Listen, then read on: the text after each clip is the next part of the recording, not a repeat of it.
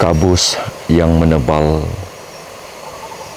perbukitan yang samar-samar diliputi oleh kabus. Juga mendengar siulan burung, segalanya menceritakan karya Tuhan yang agung pada minggu penciptaan. Assalamualaikum, selamat hari Sabat saya ucapkan buat saudara seiman dalam Yesus Kristus. Pada Sabat ini kita bersiaran di Sabat yang ke-9 triwulan yang ketiga pada tahun 2022. Terima kasih kerana sudi bersama dengan siaran rohani Pamasi Media. Pamasi Media, Buhus Church. Reach the world. Siapkan hatiku Tuhan untuk dengar firman-Mu saat ini. Sujud menyembah-Mu Tuhan, masuk hadirat-Mu saat ini. Sudah lagu-Mu Tuhan bagi jemaat-Mu saat ini.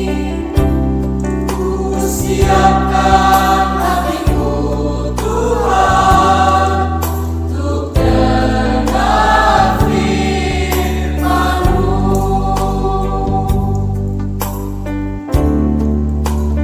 Firman-Mu Tuhan tiada berubah.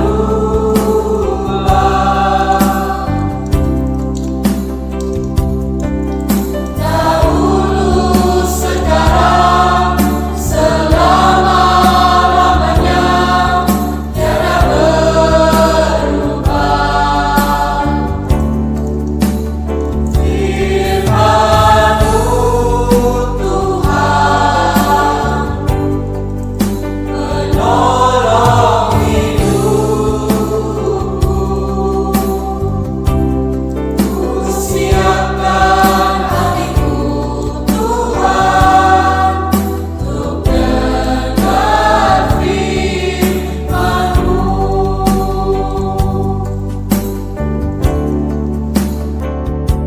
Sekali lagi saya mengucapkan selamat hari Sabat kepada Anda semua. Terima kasih kerana sudi bersama dengan siaran rohani ini Pamasi Media. Kiranya semuanya menjadi berkat dan kekuatan kepada iman rohani kita. Bagi memulakan siaran Pamasi Media di Sabat ke-9, 3 lagu akan kita nikmati.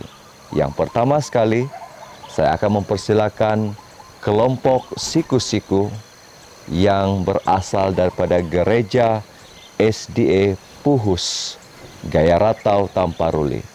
Dan menyusul selepas itu adalah lagu yang saya ambil daripada channel Gonduba. Terima kasih buat pemilik channel ini kerana sudah memberi keizinan untuk disiarkan lagu ini. Dan yang ketiga akan disampaikan oleh Puan Veranita, yang mana video ini diizin siar daripada our channel. Mari kita bersama-sama menikmati lagu ini untuk memuji kemuliaan Tuhan. Saya mempersilakan.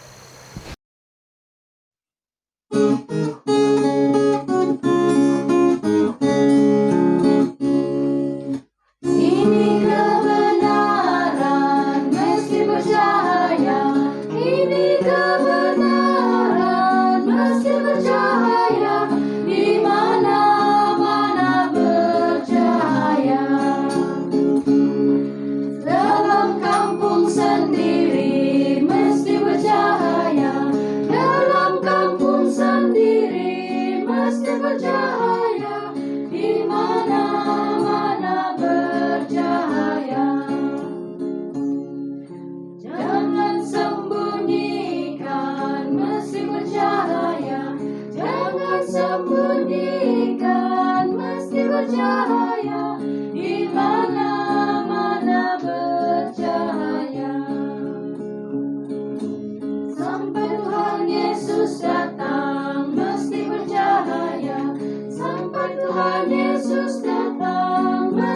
bercahaya, di mana-mana bercahaya.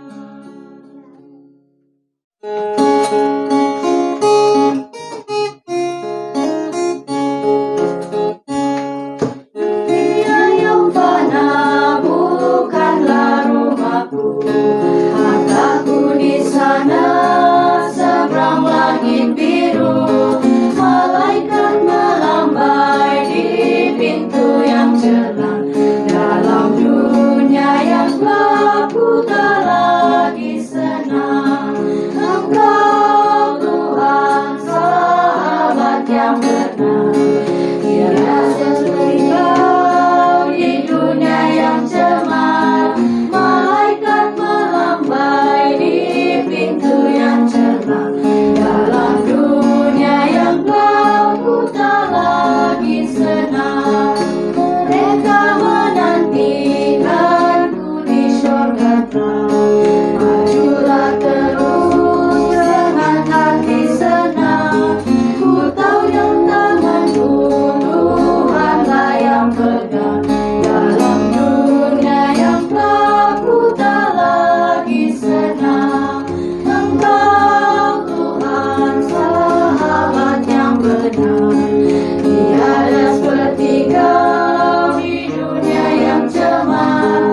Malaikat melambai di pintu yang cerah, dalam dunia yang gelap ku tak lagi senang. Di negeri yang bakar di Kanaan bermain, saudara seiman tak usah bercerai. Di sana nyanyi terus Kau sare yang menang. Dalam dunia yang gelap ku tak lagi senang. Engkau Tuhan sahabat yang benar, tiada seperti Kau di dunia yang cemar. Malaikat melambai di pintu yang cerah, dalam dunia yang gelap ku tak lagi senang.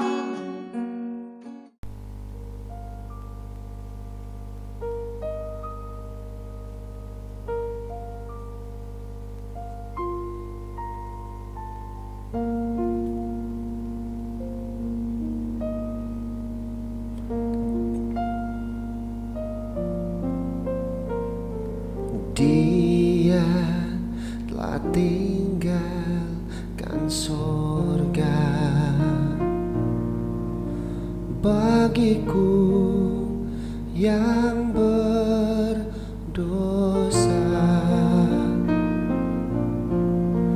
ke bukit sunyi Golgota,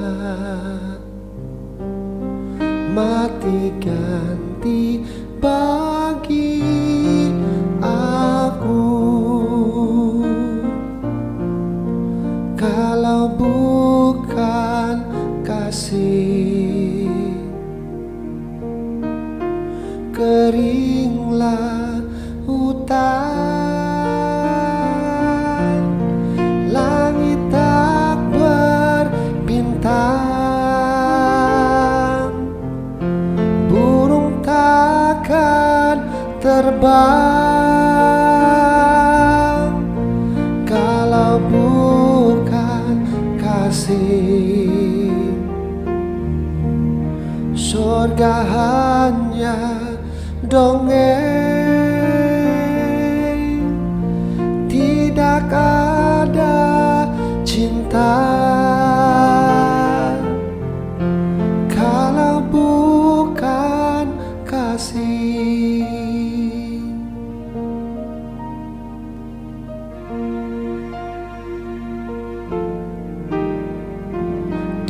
disalib pun Dia ingat, pencuri disalibkan. Dia pandang dengan cinta kasih, Dia janji masuk sorga. Kalau bukan kasih, keringlah hutan, langit tak berbintang, burung takkan terbang. Kalau bukan kasih, sorga hanya dongeng, tidak ada cinta. Kalau bukan kasih, kalau bukan kasih, keringlah hutan, langit tak berbintang, burung takkan terbang. Kalau bukan kasih, sorga hanya dongeng, tidak ada cinta. Kalau bukan kasih,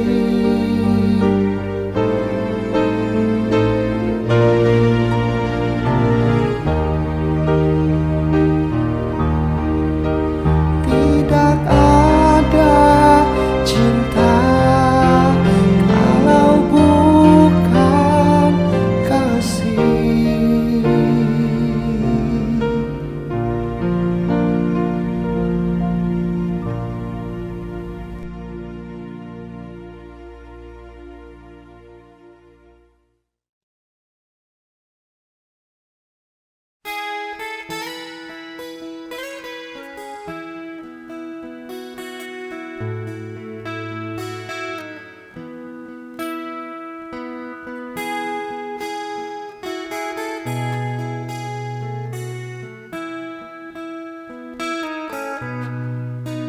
Kalau ku cari damai, hanya ku dapat dalam Yesus. Kalau ku cari ketenangan, hanya ku temu di dalam Yesus. Tak satu pun dapat menghiburku, tak seorang pun dapat menolongku. Hanya Yesus jawaban hidupku.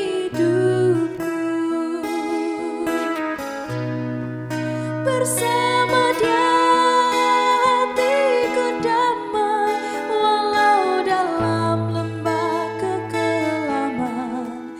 Bersama Dia hatiku tenang, walau hidup penuh tantangan. Tak satu pun dapat menghiburku, tak seorang pun dapat menolongku.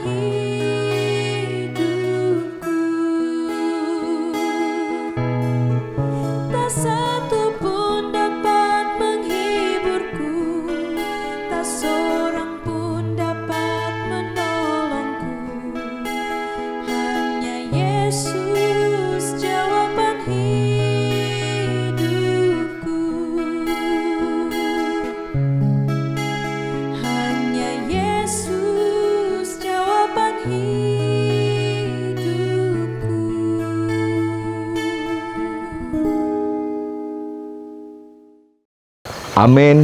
Puji Tuhan dengan lagu yang sudah kita nikmati sebentar tadi. Dan sekarang ini saya mengambil satu lagi lagu pujian yang mana lagu ini akan disampaikan oleh choir gabungan para belia daripada wilayah 3. Dan sejurus sahaja lagu ini saya akan memimpin kita semua di dalam doa. Saya mempersilakan choir gabungan belia wilayah 3.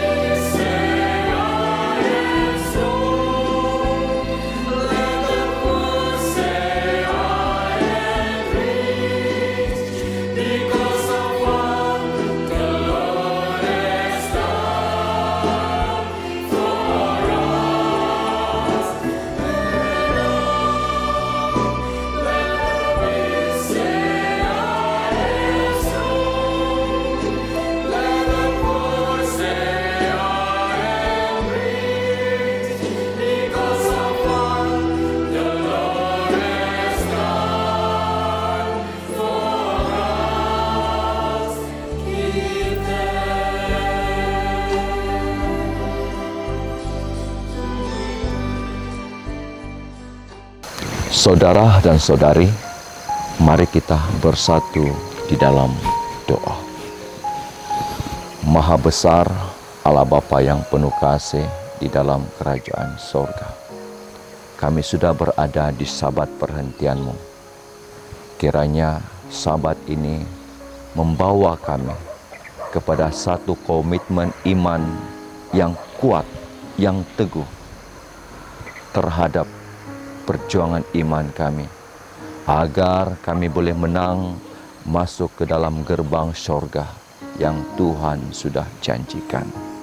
Kami sadar ya Tuhan, di akhir zaman ini, setan akan terus-menerus coba untuk menjatuhkan kami. Karena itu ya Tuhan, kami harus juga melipat gandakan semangat rohani kami, motivasi rohani kami, agar kami terus kuat dalam iman, percaya, dan pengharapan. Terima kasih ya Tuhan. Ampunilah dosa kami ya Tuhan. Kiranya apa juga yang dikongsikan melalui siaran Pamasi Media sabat ini dapat mengetuk iman percaya kami, dapat menegur kami, dapat memperkuatkan kami. Terima kasih ya Tuhan. Di dalam nama Yesus kami berdoa.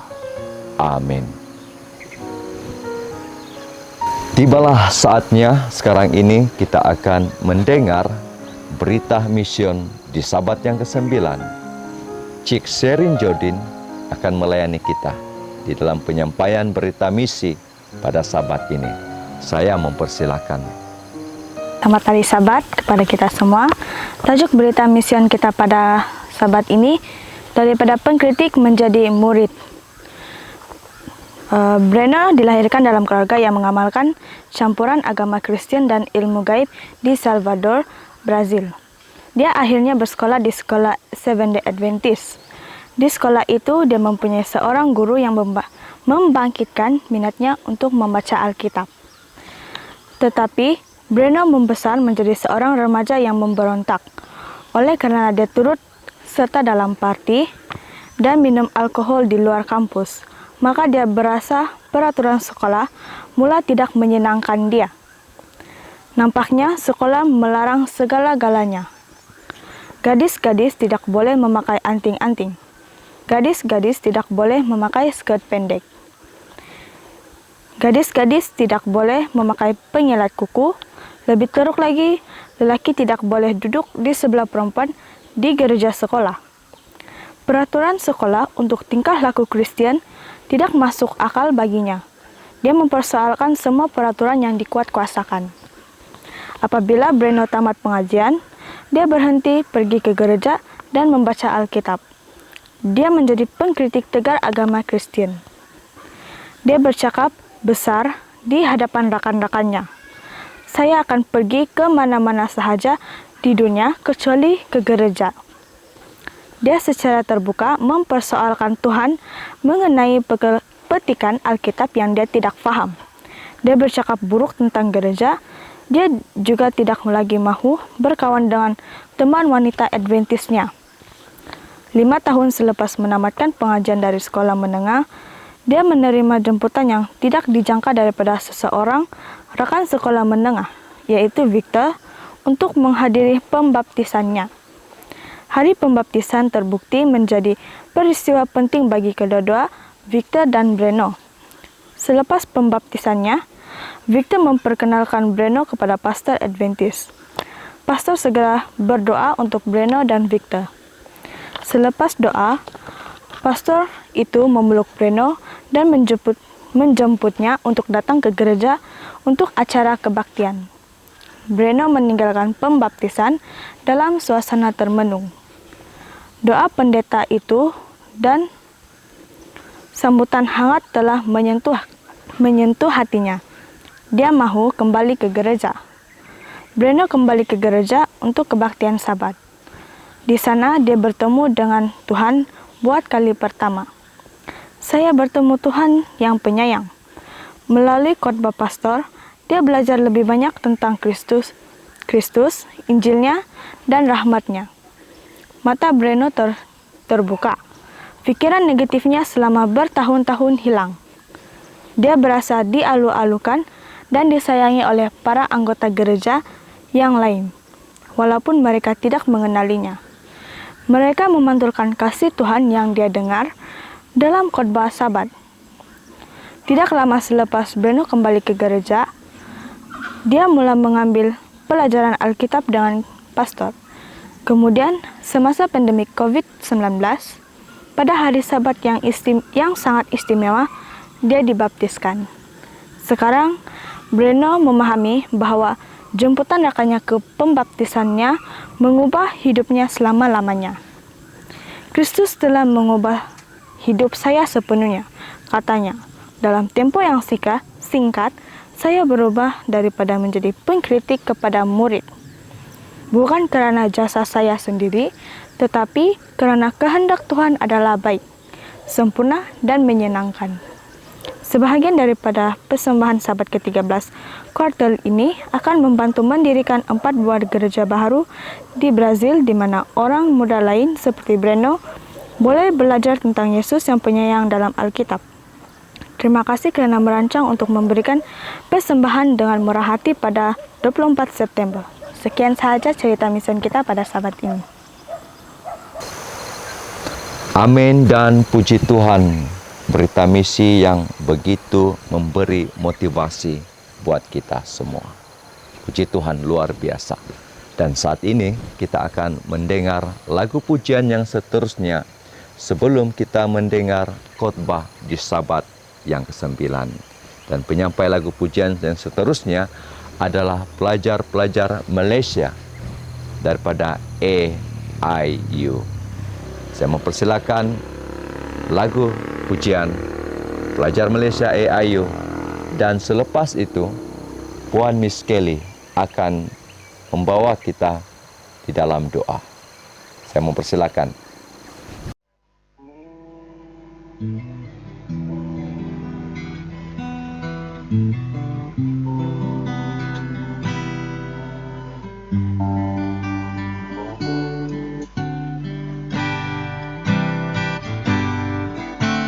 Nuroma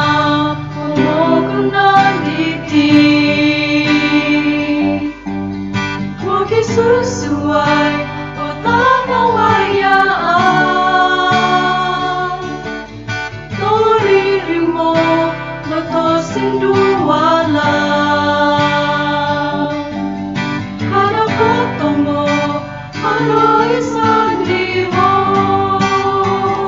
Arosondihon no kita malu Yesus kasasari kurumo mamaduli ay sokorira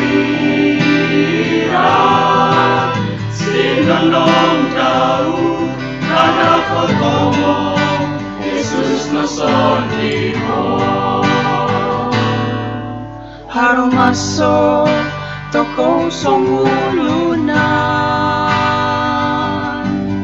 Usorong toko hinangawayaan Orol ginawa itpomusarahan Kada kotongo haro isondihon Arosondihon no kita malu Yesus kasasari kurumo mamaduli ay sokorira sinanong dau kada kotomo Yesus nasondihon Mengapakah dengan dunia ini jalan berbeza penuh perpecahan Semakin hari menuju kehancuran Jangan bersedih, Yesus tak sandaran Ada sandaran dan juga teman Yesus sentiasa mendengar dan peduli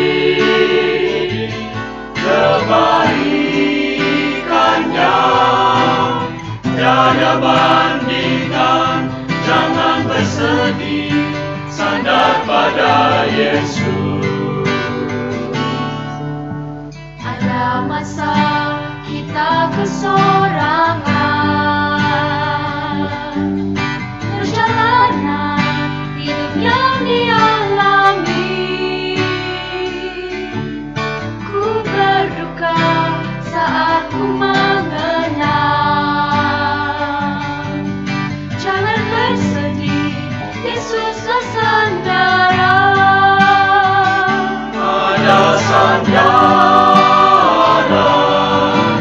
dan juga teman Yesus sentiasa mendengar dan peduli Kebaikannya tiada bandingan Jangan bersedih, sandar pada Yesus Arosondihon no kita malu Yesus kasasari koromo mamaduli Kai sokorira sinanong dau kada kotomo Yesus nasondihon Kada kotomo Yesus nasondihon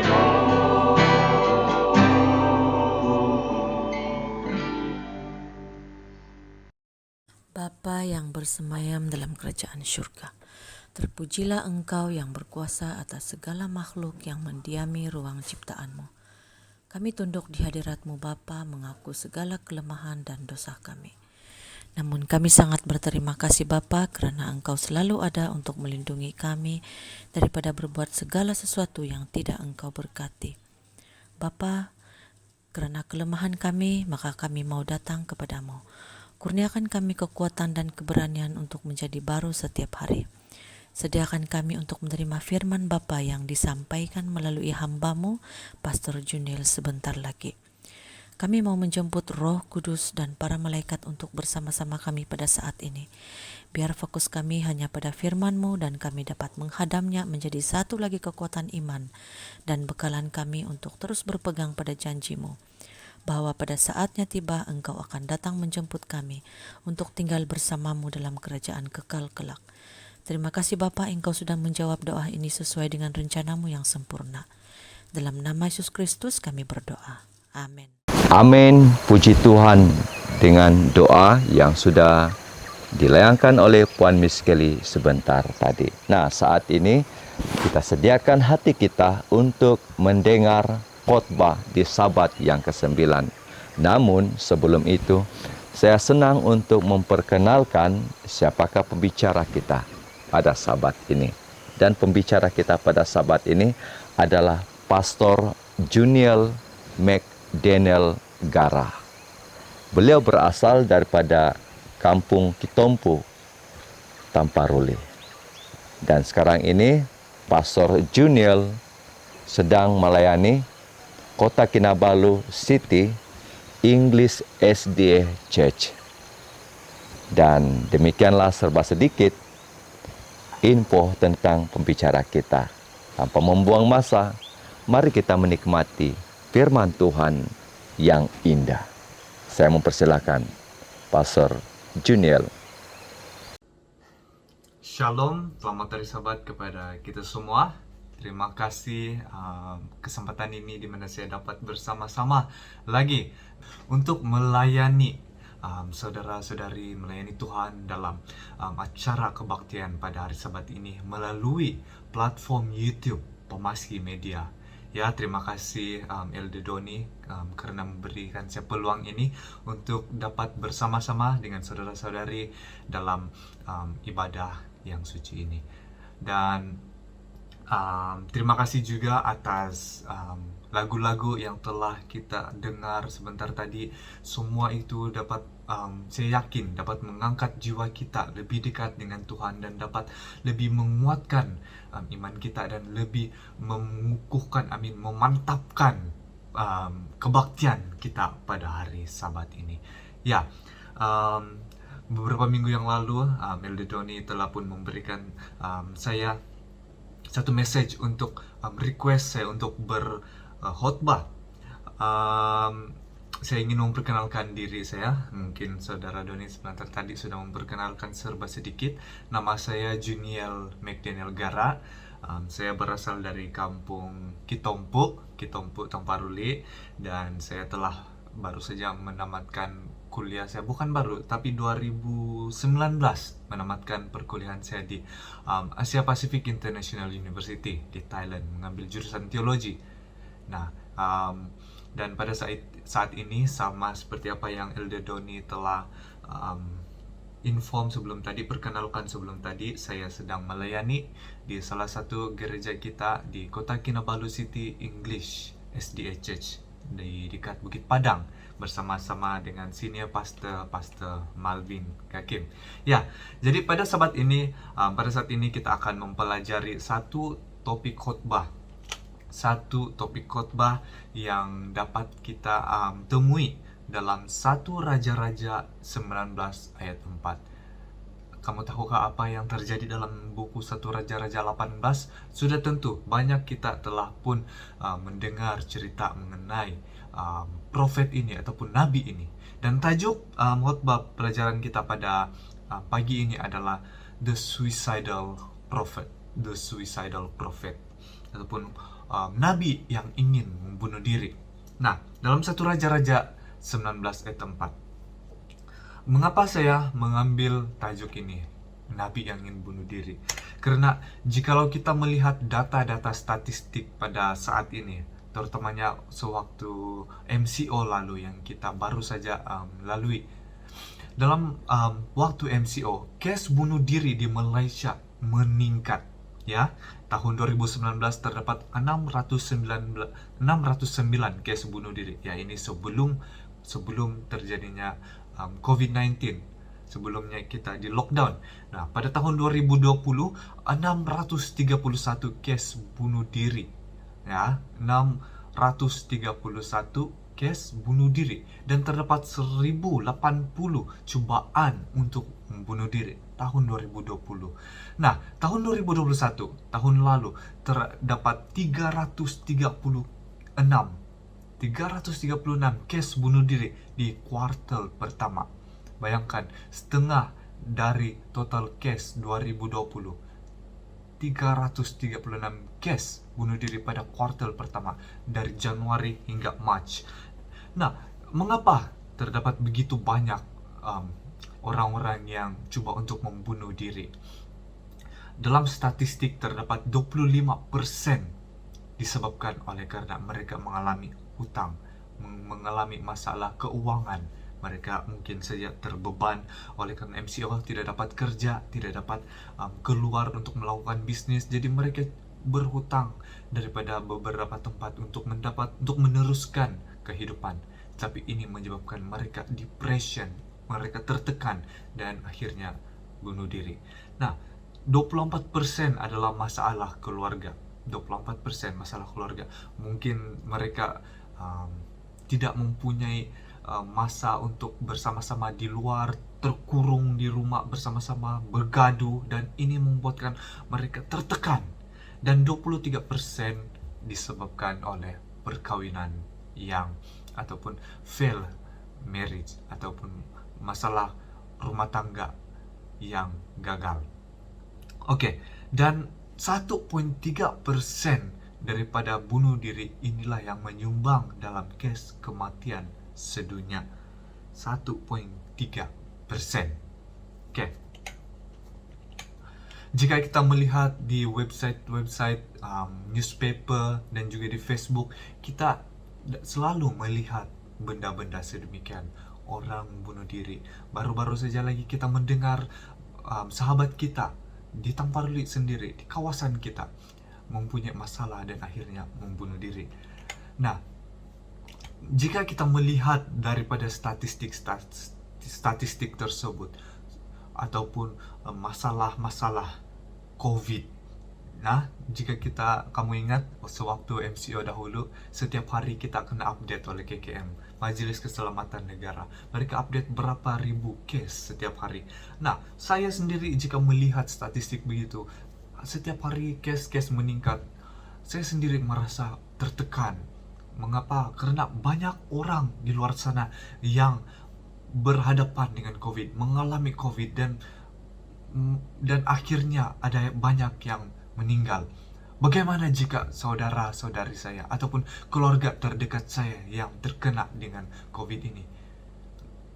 Sudah tentu kita, mungkin serba sedikit daripada kita yang menonton pernah terkesan dengan COVID ini.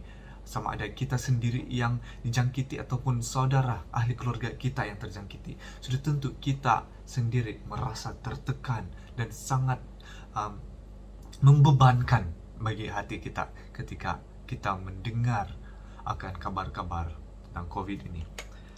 Adakah Anda tertekan? Adakah Anda depres?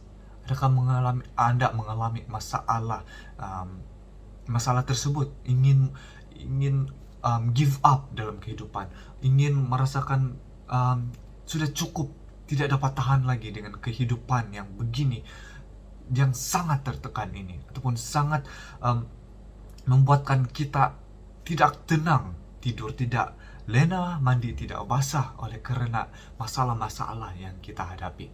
Adakah Anda tertekan? Karena depression ini tidak memilih jantina, tidak memilih umur, tidak memilih apa status kehidupan kita. Guru, businessman, semua orang mempunyai masalah ini. Pastors juga mempunyai masalah depression. Nah, adakah Anda tertekan? Kita akan mempelajari satu watak di dalam Alkitab, seorang nabi yang mengalami masalah depression ini dan dia ingin untuk bunuh diri dalam 1 Raja-Raja 19. Tapi sebelum itu saya ingin membuat kita semua berdoa sebelum kita memulakan pembelajaran Alkitab kita. Mari kita berdoa.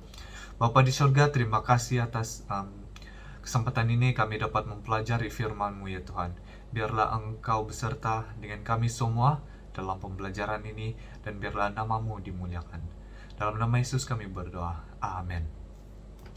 Siapakah nabi yang saya maksudkan ini? Nabi yang the suicidal prophets. Siapakah dia? Nah, dalam 1 Raja-Raja 19 ayat 4, kita mendapati itu adalah cerita seorang nabi yang bernama Elijah. Dalam bahasa Inggrisnya Elijah, dalam bahasa Melayunya Elia. Sudah tentu kita semua mengenal siapa Elia ini. Serba sedikit mengenai Elia. Nama Elia berasal dari bahasa Ibrani yang tertulis Eliyahu. Eliyahu yang bermaksud Yahweh adalah Allahku. Eliyahu bermaksud Yahweh yaitu Tuhan. Tuhan adalah Allahku. Dia lahir di Tishbe, salah satu kota di Gilead dalam kekuasaan Israel yang dikenali dengan kerajaan utara. Di sebahagian utara, karena Israel terbagi kepada dua, utara dan selatan. Dan selatan ialah Judah, dan yang utara kekal menjadi Israel. Nah, sinilah di mana Elia berasal. Dia direkodkan bersama dengan pemerintahan Raja Ahab, yang selalu kita dengar cerita ini, Raja Ahab, dan juga Raja Ahazia. Cerita Elia dapat ditemukan pada buku 1 Raja-Raja 17 ayat 19 dan 2 Raja-Raja 1 ayat 1 dan 2. Chapter 1 dan chapter 2. Nah, dalam 1 Raja-Raja 17 ayat 18, saya ingin memberikan serba sedikit historical background ataupun apa yang terjadi prior ataupun sebelum 1 Raja-Raja 19. Karena untuk kita memahami sebuah cerita, satu chapter, kita ingin melihat konteks dia. Apa yang terjadi sebelum 1 Raja-Raja 19. Dalam 1 Raja-Raja 17 dan 18, kita dapat melihat Raja Israel, Raja Ahab, dia berkawin dengan seorang queen yang daripada negara Pomesian di sebelah utara Israel. Nah, queen ini ataupun permaisuri ini bernama Queen Jezebel. Mereka berkawin dan Queen Jezebel membawa semua dewa-dewa mereka dalam Israel.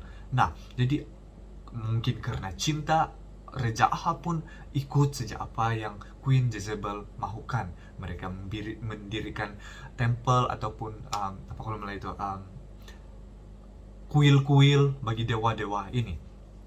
Jadi oleh karena semua ini, rakyat-rakyat jelata semua pun menyembah berhala-berhala, terutamanya dewa Baal. Dewa Baal yaitu dewa yang mereka percayai adalah dewa yang menurunkan hujan.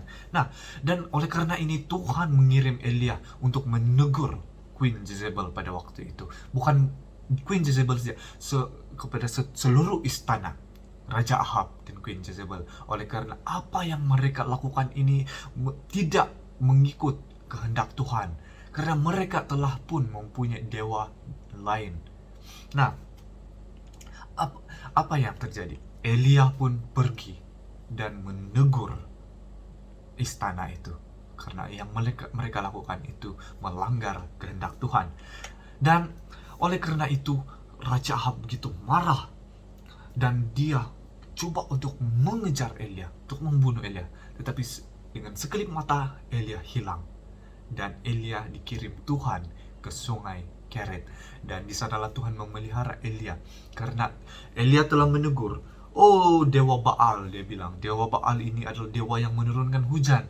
Tetapi lihatlah, tidak akan ada hujan di negara Israel ini, di negeri ini tidak akan turun hujan." Nah, jadi Tuhan pun mengirimkan Elia di sungai Keret. Di sana Elia hidup, dan di mana Tuhan memberikan dia mujizat, di mana Tuhan mengirimkan raven untuk memberi Elia makan roti.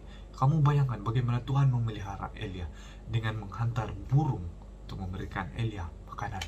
Nah, selepas itu akhirnya sungai Kerit pun kering oleh karena tidak ada hujan. Jadi Tuhan mengutus Elia untuk pergi ke sebuah tempat, dan di sana Elia bertemu dengan janda di Sarfat, di mana anaknya janda ini hanya mempunyai seorang anak dan dia tidak mempunyai cukup makanan. Dan Elia sekali lagi membuat sebuah mujizat di sana, janda di Sarfat, dan anaknya pada suatu ketika anak itu mati dan anak itu bangkit kembali. Dan begitulah cerita di mana Elia menunggu akan panggilan Tuhan yang seterusnya. Dan satu hari Elia bertemu dengan Ahab. Dia bertemu dengan Ahab dan mereka memutuskan untuk mengadakan a showdown, a great showdown, di mana mereka akan bertempur siapakah Tuhan yang benar. Nah, jadi mereka pun pergi ke sebuah gunung, dan di sana Elia katakan, mari kita berdoa kepada Tuhan kita untuk menurunkan api. Siapa punya korban yang akan dimakan, dialah Tuhan yang benar. Dan di sana Elia bilang, kamu dulu. Dan di sana nabi-nabi Baal ini menari, menggores diri mereka untuk meminta bantuan daripada Dewa Baal untuk menurunkan api memakan korban mereka. Tetapi tidak ada yang terjadi. Dan Elia bilang, oh mungkin kamu punya Baal ini sedang tidur, kamu punya Tuhan sedang tidur, kuat lagi kamu teriak. Tetapi tidak ada yang terjadi. Nah, disitulah Elia bilang, my turn, giliran saya. Ketika Elia berdoa kepada Tuhan, sekali mata, semua korban itu dimakan api. Bukan saja korban, tetapi sampai batu-batu sekalian pun dimakan. Nah, di sini salah satu lagi mujizat yang besar Tuhan telah perlihatkan kepada seluruh umat Israel. Dan Elia sendiri melihat bagaimana besarnya kuasa Tuhan yang dilakukan melalui dia. Kamu bayangkan begitu besar kuasa Tuhan yang dilakukan melalui Elia. Dan ketika hujan turun, Elia bilang, oh Ahab, kau jalan duluan. Kau naik kuda, tapi kau jalan duluan. Nanti hujan akan kejar kau. Hujan akan turun tidak lama lagi. Jadi baliklah. Nah, ketika Ahab sedang turun mengendarai kereta kudanya, begitu laju kereta kuda Ahab. Tetapi Elia dengan lari berjalan kaki, begitu laju dia jalan kaki. Dia berlari lebih laju dari kuda turun daripada gunung itu. Bagaimana besarnya mujizat ini. Nah, kita telah melihat beberapa mujizat besar yang Elia telah lakukan. Amin. Tuhan telah lakukan melalui Elia. Jadi Elia first-handedly experience these miracles yang Tuhan telah berikan melalui dia. Tetapi dalam 1 Raja-Raja 19 yang kita akan mempelajari, ada sesuatu yang sangat drastik terjadi kepada Elia. Begitu besar mujizat yang telah berlaku di dalam kehidupannya melaluinya. Tetapi dalam 1 Raja-Raja 19, mari kita baca bersama. Tetapi Elia, 1 Raja-Raja 19 ayat 4. Tetapi Elia, ia sendiri masuk ke padang gurun sehari perjalanan jauhnya, lalu duduk di bawah sebuah pohon arar. Kemudian ia ingin mati. Sini Elia katakan dia ingin mati. Katanya, cukuplah itu sekarang ya Tuhan. Ambillah nyawaku, sebab aku ini tidak lebih baik daripada nenek moyangku. Nah, cukuplah Tuhan, ambillah nyawaku. Di sini Elia sedang merasakan sebuah depression ataupun suicidal thought, ingin untuk mati. Mengapa dia berpikiran sedemikian? Selepas kemenangan besar, Elia jatuh titik terdalam dalam kehidupannya, penuh dengan kemurungan dan keinginan untuk membunuh diri. Nah, mengapa Elia ingin membunuh diri? Dalam Yakobus 5 ayat 17 mengatakan, Elia adalah manusia biasa, sama seperti saudara dan saya. Elia seorang nabi yang begitu telah melakukan mujizat yang begitu besar, tapi dia hanyalah manusia biasa.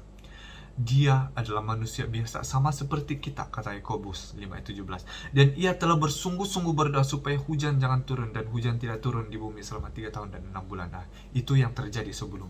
Tapi apa yang dikatakan di sini dalam Yakobus 5 ayat 17 adalah kita, walaupun kita ini adalah seorang yang tekun berdoa, walaupun kita ini seorang yang sangat rajin mempelajari Alkitab, seorang yang sangat dekat dengan Tuhan, kita juga akan ataupun boleh merasakan keadaan sama seperti Elia, di mana kita dapat merasakan, cukuplah Tuhan, saya tidak tahan lagi. Karena kadang-kadang kita akan merasakan, saya tidak mau hidup lagi. Sama seperti Elia, kita juga boleh merasakan perasaan sedemikian. Apa yang menyebabkan Elia dalam keadaan ini? Pertama, dia ketakutan. Kedua, kebencian, kurang keyakinan diri, kemarahan, kesunyian, dan kerisauan. Nah, ini adalah beberapa poin yang kita dapat dalam 1 Raja-Raja 19. Nah, mengapa? Mungkin kamu tertanya-tanya, mengapa Elia ingin untuk bunuh diri? Dalam 1 Raja-Raja 18, dia telah melakukan banyak mukjizat. Dia telah pun mengalahkan 800 Nabi Baal. Telah pun menyembelih semua Nabi Baal. Semua nabi-nabi itu disembelih oleh Elia. Tapi mengapa dia merasakan sedemikian? Nah, dalam 1 Raja-Raja 19 ayat 1 hingga ayat 4, kita dapat melihat bagaimana cerita bahwa Queen Jezebel ataupun Ratu Jezebel mendengar dari Ahab yang baru saja turun dari gunung itu. Mungkin Raja Ahab berkata sedemikian kepada Queen Jezebel, "Oh, kau tahukah tadi semua kau punya nabi-nabi karena karena sembelih oleh Elia, karena mereka tidak pandai kasih turun hujan, tidak pandai kasih turun api dari langit. Tapi bila si Elia sembahyang 1 kali, korban itu dibakar." Mungkin sedemikian yang dikatakan oleh Ahab kepada Queen Jezebel. Dan Queen Jezebel mengirim 1 surat kepada Elia. Surat ini tertulis sedemikian, "Elia, kalau pada hari esok ataupun besok kamu akan experience ataupun kamu akan mengalami sama seperti apa yang nabi-nabi saya experience." Jadi di sini Queen Jezebel mengirim surat threats ataupun surat ugutan ataupun ingin mengancam nyawa Elia. Dan Elia sangat ketakutan pada waktu itu. Dan ayat yang kita baru baca tadi, 1 Raja-Raja 19 ayat 4, ia pergi ke gurun sendirian dan ingin mati. Nah, dalam 1 Raja-Raja 19 ini kita akan mempelajari 2 poin penting. Satu adalah kesalahan yang dilakukan Elia, dan poin kedua adalah penyelesaian, bagaimana Tuhan menyelesaikan masalah Elia. Oke, poin pertama, fokus kepada perasaan, sebaliknya fakta. Nah, Elia memfokuskan dalam perasaan. Dalam 1 Raja-Raja 19 ayat 4 yang kita telah baca tadi, Elia berkata, "Cukuplah itu sekarang ya Tuhan, ambillah nyawaku." Dia terlalu fokus dengan perasaan dia, emosi dia. Cukuplah Tuhan. Mungkin kita pada saat ini, kita berpikir, ya saya gagal dan saya akan tetap gagal. Bagaimanapun saya coba, saya akan tetap gagal. Mungkin kita mempunyai perasaan ini. Ataupun kita katakan, mereka membenci saya tidak bernilai, I'm worthless. Ataupun kita merasakan saya hanyalah beban bagi orang di sekeliling. Saya nih bikin kasih habis nasi saja di rumah. Nah, mungkin ini kita mempunyai perasaan sedemikian. Ataupun saya adalah seorang yang pendosa, saya patut jauh dari Tuhan. Nah, ini adalah poin contoh-contoh bagaimana kita memfokuskan kepada perasaan kita, kepada emosi kita sendiri, sebaliknya daripada fakta yang kukuh yang kita ada. Nah, dalam Yeremia 17 ayat 9 ayat 10, betapa liciknya hati, lebih licik daripada segala sesuatu. Hatinya sudah membatu, siapakah yang dapat mengetahuinya?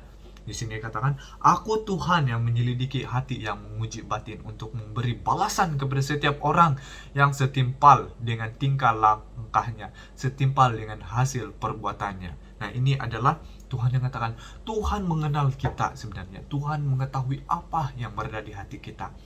Tuhan tahu apa yang terbaik. Karena hati ini sangat licik, ataupun cunning kalau bahasa Inggris, licik, dimana kita mungkin kadang-kadang tidak sebenarnya itu maksud saya adalah keadaan itu tidak sama seperti dengan apa yang emosi kita sampaikan.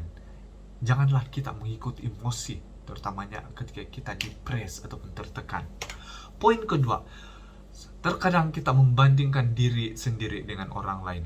1 Raja-Raja 19 ayat 4, apa yang kita dapat lihat yang dilakukan oleh Elia? Elia mengatakan, sebab aku ini tidak lebih baik daripada nenek moyangku. Elia membandingkan dirinya dengan nenek moyang. I'm not good enough as my ancestor. Saya tidak sebaik nenek moyang saya. Nah, kadang-kadang kita mengatakan, saya tidak sebaik daripada si Anu. Mungkin kita katakan, oh, saya ini tidak pintar macam Cikgu Doni. Mungkin kita membandingkan diri kita dengan orang lain.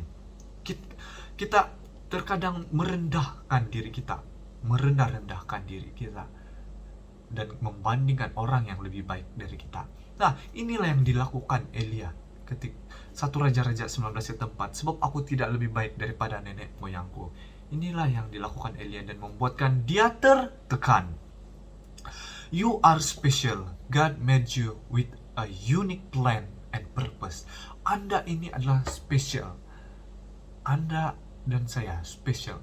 Tuhan menciptakan kita sedemikian rupa mengikut kehendak Dia dengan rencana yang unik dan dengan tujuan yang sangat unik bagi setiap satu kita. Jika kita membandingkan, sepatutnya ini adalah untuk memotivasikan kita, bukan untuk menjatuhkan diri kita sendiri. Mungkin kita membandingkan, oh, kita melihat seseorang ini sangat baik, sangat rajin, kita mengatakan, oh, saya ingin menjadi seperti dia.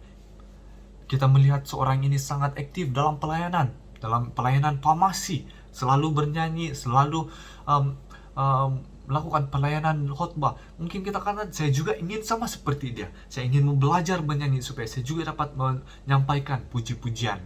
Ini sepatutnya memotivasikan kita, bukan untuk menjatuhkan kita. Nah, poin seterusnya adalah mengambil semua kesalahan.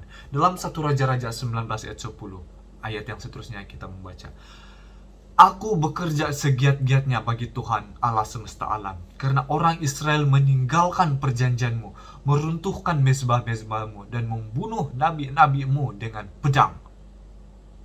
Nah, di sini Elia mengatakan kepada Tuhan, aku bekerja segiat-giatnya bagi Tuhan. Dan dia mengatakan semua orang Israel telah meninggalkan perjanjian dengan Tuhan.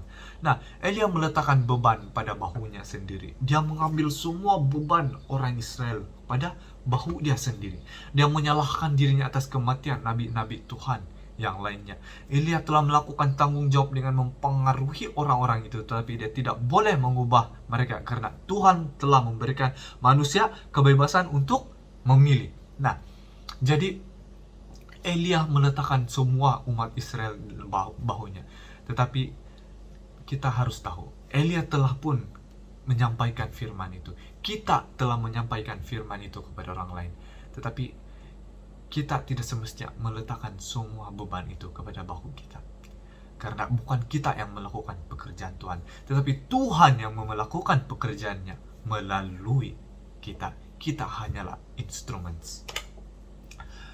Dan poin yang terakhir bagi Elia adalah membesar-besarkan kenegatifannya. Dalam 1 Raja-Raja 19 ayat 10, Elia mengatakan, hanya aku seorang dirilah yang masih hidup, dan mereka ingin mencabut nyawaku. Iso ako po lang, sungulon ko po, gitu kan disunto dia lang. Jadi saya lagi yang hidup, semua nabi-nabi telah pun dibunuh oleh Queen Jezebel, Ratu Jezebel. Jadi Elia membesar-besarkan keadaan di mana sepertinya seluruh Israel memburuhnya. Padahal Jezebel saja yang ingin untuk membunuh Elia. Tetapi Elia membesar-besarkan masalah ini. Jezebel boleh saja mengubah orang pembunuh upahan, hitman, sebaliknya seorang utusan. Kita lihat dalam 1 Raja-Raja 19 ayat 1 tadi kita lihat di sana. Bukannya pembunuh yang datang membunuh Elia, tetapi seorang messenger, seorang utusan. Elia mengatakan hanya dia yang setia kepada Tuhan, tetapi Tuhan mendedahkan kepadanya di ayat yang ke-18. Ada 7.000 lagi yang tidak pernah sujud dan mencium Baal. Jadi di sana kita dapat melihat banyak lagi umat-umat Tuhan. Sebenarnya ada 7.000 lagi yang belum berbalik daripada Tuhan. Ketika kita tertekan, kita cenderung untuk membesar-besarkan kenegatifan. Kita exaggerate apa yang berlaku dalam kehidupan kita. Nah, jadi kita telah melihat pun problem-problem, masalah-masalah yang dihadapi Elia. Jadi apakah solution? Apakah jalan keluar yang Tuhan telah lakukan? Dalam 1 Raja-Raja 19 ayat 5 ayat 6 kita dapat lihat di situ. Sesudah itu ia berbaring dan tidur. Nah, pertama di sini apa yang dilakukan adalah tidur di bawah pohon arar. Tapi tiba-tiba seorang malaikat menyentuh dia serta berkata kepadanya, bangunlah dan makanlah. Bangunlah, makan, tidur, bangun, makan. Nah, apa yang dilakukan Tuhan adalah dia ingin Elia untuk merehatkan tubuh badannya terdahulu. Physical, panat batu, si Elia lari dari atas gunung pergi turun bukit kan. Jadi Tuhan membiarkan Elia untuk merehatkan tubuh badannya, tubuh fisikal dia. Tuhan membiarkan Elia berehat, sebaliknya memberikan dia nasihat-nasihat atau khotbah atau teguran-teguran. Tidak, Tuhan membiarkan Elia tidur, makan, dan tidur. Kadang-kadang perkara paling rohani yang kita dapat lakukan adalah tidur. Dalam 1 Korintus 6 ayat 19, atau tidak tahukah kamu bahwa tubuhmu adalah bait Roh Kudus yang diam di dalam kamu, Roh Kudus yang kamu peroleh dari Allah, dan bahwa kamu bukan milik kamu sendiri. 1 Korintus 6 ayat 19. Jadi di sini kita dapat simpulkan bahwa kesehatan fisikal sangat berkait rapat dengan kesehatan mental dan juga kesehatan rohani kita. Ini tiga sangat berkait rapat. Jika tubuh badan kita tidak enak, sudah tentu kita tidak dapat melayani Tuhan dan juga tidak dapat untuk beribadah kepada Tuhan dengan sempurna. Poin yang kedua yang Tuhan berikan kepada Elia adalah merehatkan ataupun melepaskan beban di hati. Dalam 1 Raja-Raja 19 ayat 10. Aku bekerja segiat-giatnya bagi Tuhan Allah semesta alam, karena orang Israel meninggalkan perjanjianmu, meruntuhkan mezbah-mezbahmu dan membunuh nabi-nabimu dengan pedang. Hanya aku seorang diri yang masih hidup dan mereka ingin mencabut nyawaku. Sama seperti yang kita telah pelajari tadi. Nah, di sini apa yang kita dapat lihat apa yang Elia lakukan. Elia express isi hati dia. Elia mengeluarkan semua permasalahan yang ada di dalam hati dia. Melepaskannya kepada Tuhan. Manusia memerlukan seorang untuk meluahkan isi hatinya, bukan? Kita semua jika kita mempunyai masalah, kita mencari seorang yang dapat mendengar keluh kesah, gitu ya. Bagi yang mereka yang sudah kawin, mungkin suami istri boleh meluahkan isi hati kita kepada mereka, ataupun orang tua kita, ataupun elders di gereja kita, ataupun juga pastor. Tetapi Tuhanlah salah seorang yang satu-satunya yang tetap setia mendengar isi hati kita, bukan? Jadi saudara-saudari, jika kita merasakan beban di hati kita, jangan tahan. Sama seperti belon, jika stres itu tetap dimasukkan dalam belon, ia akan meletup. Sama seperti dengan kita, jika kita terus ditekan, akhirnya kita akan meletup. Jadi marilah kita keluarkan bebanan hati kita. Poin yang seterusnya adalah memfokuskan semula kepada Tuhan. Inilah yang dilakukan Elia. Dalam 1 Raja-Raja 19 ayat 11 hingga 13. Tetapi saya ingin highlight poin yang terakhir dalam 1 Raja-Raja 19 ayat 13. Maka datanglah suara kepadanya yang berbunyi, apakah kerjamu di sini, hai Elia? Jadi Tuhan dalam 1 Raja-Raja 19, jika kita membaca seluruh ayat ini, 19 ayat 11 hingga 13, Tuhan datang kepada Elia. Ketika itu Elia di gua, dan Tuhan datang melalui angin besar dan kuat, membelah gunung-gunung dan memecahkan bukit-bukit batu. Dan Tuhan juga datang dengan gempa bumi, memperlihatkan Elia betapa besarnya kuasa Tuhan, dengan gempa bumi, dan dengan badai, dan dengan api. Nah, Tuhan memperlihatkan kepada Elia taufan, gempa bumi, dan api untuk menyedarkan kepada Elia bahwa kuasanya dan Tuhan itu masih in control, masih berkuasa, sangat berkuasa. Tuhan tidak berteriak ketika berbicara kepada Elia. Tuhan hanya memperlihatkan kuasanya dengan begitu megahnya, dengan badai, dengan gempa bumi, dengan api. Tetapi ayat yang ke-12 jika kita baca, Tuhan, dan sesudah gempa itu datanglah api, tetapi tidak ada Tuhan dalam api itu. Dan sesudah api itu datanglah bunyi angin, sopoi-sopoi basah. Nah, di sini yang mana Tuhan akhirnya keluar. Segera sudah Elia mendengarnya, ia menyelubungi mukanya dengan jubahnya, lalu pergi keluar dan berdiri di pintu gua itu. Maka datanglah suara kepadanya yang berbunyi, apakah kerjamu di sini, Elia? Nah, Tuhan berbicara dengan Elia dengan begitu lembut, dekat dengan telinga Elia. Kalau kita membaca dalam bahasa Inggrisnya, God came close to Elias ear. Tuhan dekat dengan Elia. Nah, ketika seorang berbicara sangat dekat kita, tentunya kita dapat merasakan betapa intimnya ataupun berapa close that person is. Jadi Tuhan tidak berteriak ketika berbicara kepada Elia. Sebaliknya Tuhan berbisik. Nah, di sini poin adalah Tuhan sebenarnya selalu dekat dengan kita. Tuhan selalu bersama-sama dengan kita. Ketika kita berhadapan dengan masalah, Tuhan menginginkan kita untuk berdiam dan tenang, dan mendengarkan bisikan Tuhan. Kadang-kadang kita sangat fokus dengan benda-benda yang begitu mengacaukan di sekeliling kita. Tapi jika kita berdiam dan tenang, sebenarnya Tuhan hanyalah berada dekat dengan kita. Poin terakhir adalah membuatkan komitmen baru dalam hidup. Dalam 1 Raja-Raja 15 ayat 16, firman Tuhan kepadanya, pergilah kembali kepada jalanmu. Dan di sini kita dapat melihat dalam 1 Raja-Raja 15 ayat 16, Tuhan mengutus Elia dalam misi yang baru. Tuhan mengutus Elia untuk menyampaikan, to continue the legacy, kepada Elisha. Tuhan menggunakan Elia untuk menyampaikan kabarnya juga yang baru kepada Elisha.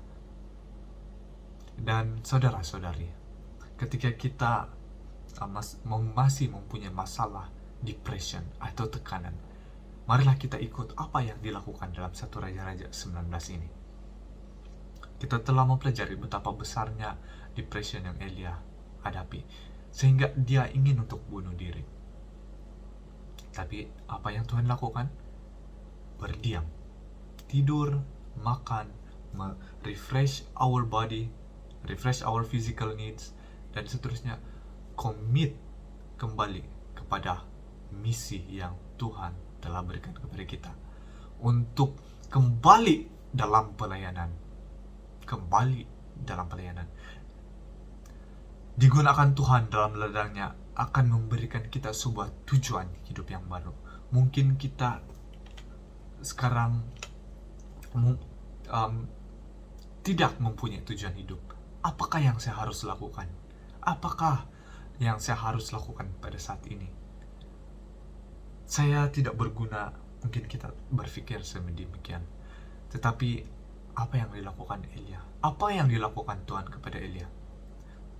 Sesudah Elia di-refresh, diperbaharui physical, mental, dan juga yang terakhir, Tuhan memperbaharui kerohaniannya dan juga sebuah misi yang baru, yaitu untuk menyampaikan kehendaknya kepada Elisha dan juga kepada raja-raja di sekitarnya.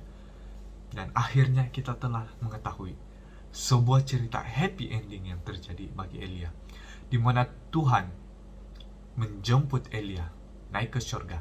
Karena Elia adalah salah seorang nabi yang tidak mengalami kematian. Tuhan menjemput Elia naik ke surga dengan menaiki kereta kuda yang berapi, untuk ke surga. Jadi saudara-saudari sekalian, pada saat ini, sudah tentu kita sebagai umat-umat Tuhan, kita sangat rindu untuk pulang ke surga, di mana tidak ada lagi tangisan, tidak ada lagi kesusahan, tidak ada lagi masalah yang kita hadapi.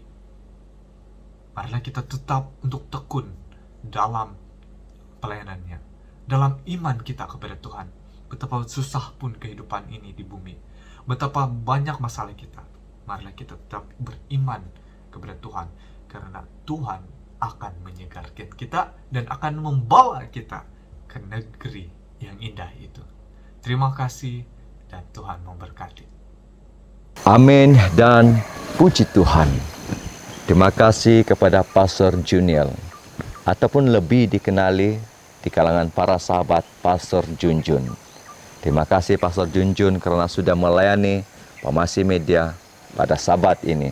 Khotbah yang memberi kekuatan, memberi kita semangat rohani, terus setia, dan terus melangkah kepada Yesus sehingga kita menang di dalam kehidupan ini. Terima kasih sekali lagi. Nah, pada saat ini kita akan mengambil satu lagu pujian yang akan disampaikan oleh Adriana Joel. Dan terima kasih buat our channel karena sudah memberi keizinan untuk saya ulang share rekaman lagu ini. Dan selepas itu, Pastor Juniel, Pastor Junjun akan memimpin kita di dalam doa. Dipersilakan.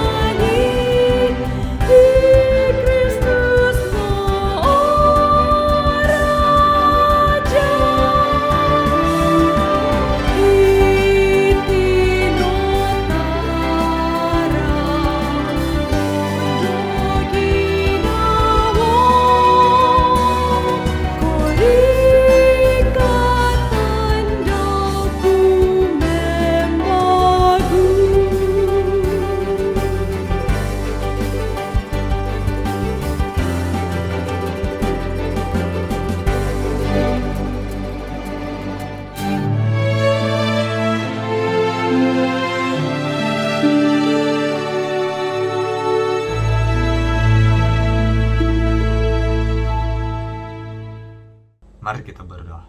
Bapa di surga, terima kasih atas pelajaran yang kami telah dengar. Betapa sukarnya kehidupan kami, betapa banyaknya masalah kami. Tetapi kami percaya bahwa roh suci-Mu akan tetap menguatkan kami. Dan juga Engkau akan tetap memegang kami dengan tangan kanan-Mu yang membawa kemenangan. Ya Tuhan, kami sudah mempunyai, kami sudah cukup dengan dunia ini yang penuh dengan masalah. kami rindu untuk pulang ke surga. Biarlah Engkau menyucikan hati kami, menyediakan hati kami, supaya kami dapat naik di atas awan-awan yang akan membawa kami ke negeri yang baru dan tinggal bersama-sama-Mu ya Tuhan. Terima kasih ya Tuhan. Berkatilah para penonton yang sedang menonton secara live ini, dan juga platform YouTube Pamasi Media, supaya biarlah ini akan menjadi kabar baik, sinar terang kepada seluruh dunia. Terima kasih ya Tuhan sekali lagi. Dalam nama Yesus kami berdoa. Amin. Terima kasih semua, dan Tuhan memberkati. Bagi pihak Pamasih Media, saya mengucapkan berbanyak terima kasih buat Anda semua kerana sudi memberi keizinan kepada kami untuk mengulang semula lagu-lagu rohani di siaran rohani ini. Terima kasih dan puji Tuhan. Sampai kita jumpa lagi pada Sabat depan, Sabat yang ke-10. Saya tinggalkan Anda semua dengan satu lagi lagu yang dirakam secara spontan semasa mesyuarat kependetaan daerah Gaya Ratau yang baharu dalam SD Mission Sabah. Puji Tuhan, meskipun baru pertama kali bertemu dan terus membuat choir gabungan, namun dalam Tuhan I will go. Sampai kita jumpa lagi Sabat depan. Pamasi Media menjangkau dunia. Shalom alaikum. Selamat hari Sabat. Bye-bye.